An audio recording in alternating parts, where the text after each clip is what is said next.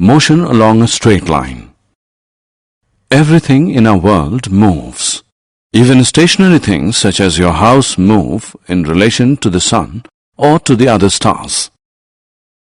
The motion may be purely vertical, that of a falling stone, purely horizontal, that of a car on a level highway, or slanted, that of an airplane rising at an angle from a runway, but it must be a straight line.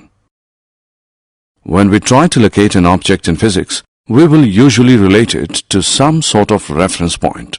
This point is usually the origin, the 0 point of an axis, x, y, or z. Furthermore, we provide a numeric representation for an object's location by placing it either in the positive direction or negative direction in relation to that reference point. For example, let's put a particle at x is equal to 10 meters.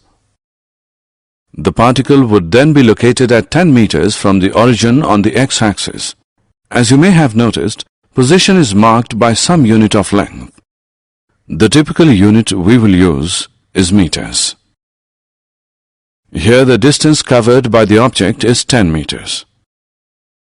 To describe distance, we need to specify only the numerical value and not the direction of motion.